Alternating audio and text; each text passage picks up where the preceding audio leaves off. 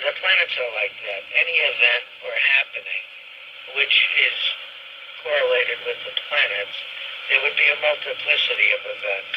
If somebody were in a social cycle, they may be invited to house parties, gatherings, weddings, barbecues, or to be invited to visit a family, and they may even invite someone else.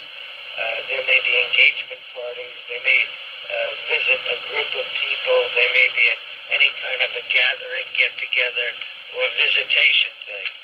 So, and sometimes social situations also go along with trips.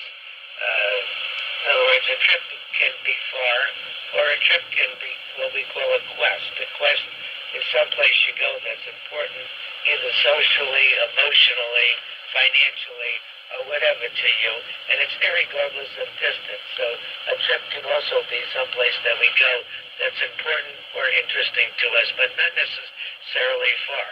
But they are both going places, whether it's far or whether it's a quest.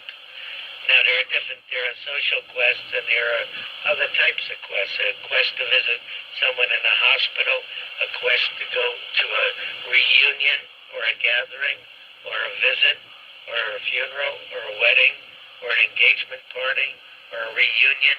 Now,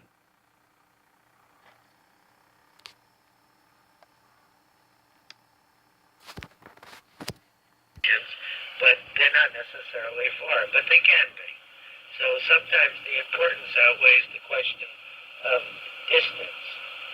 Now, if one was to take a rock and pick it up and hurl it over their head and throw it into water, the rock would skip across the water. A lot of people would say that the action began when the rock hit the water, but actually when the rock hit the water, it was the impact. So it was the end of the action and not the beginning. The beginning started with the decision to pick up the rock and then to fling the rock and to hurl it and to release it. And then when it released, it would hit the water and skip across the water was actually the result of this action and the impact. So the beginning was the decision to pick it up and then to hurl it.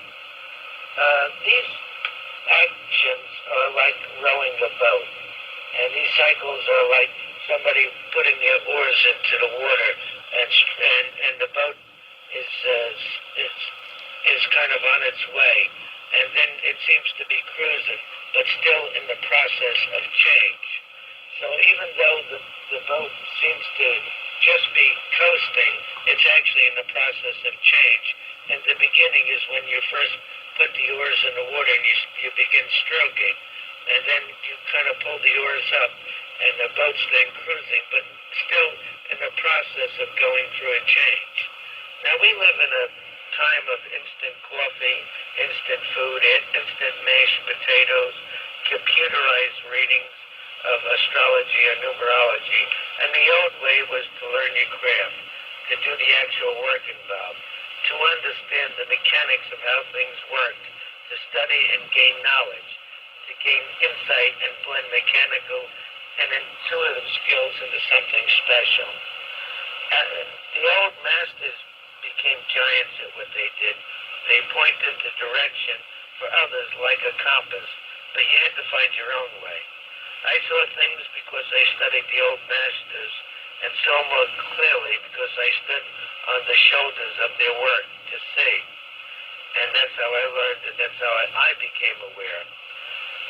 These old-fashioned household practitioners are like an uncooked meal.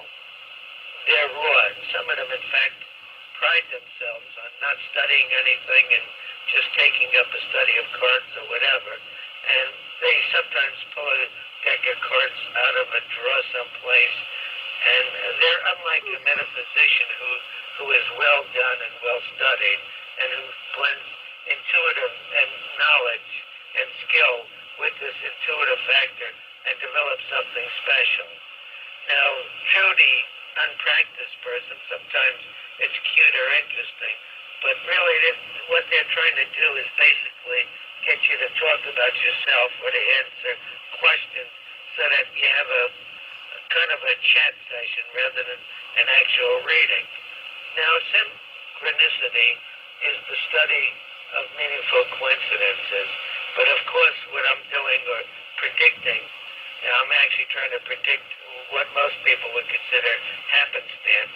So my beliefs would be that there is no such thing as happenstance, that everything happens in the right time, at the right cycle, which is predictable. Now, the mystic and philosopher Nietzsche said that most people are half asleep. They're not aware. They don't know where they've been, where they are, or where they're going. And we try to, through these studies, give insight and direction to where somebody has been, is, and where they're going.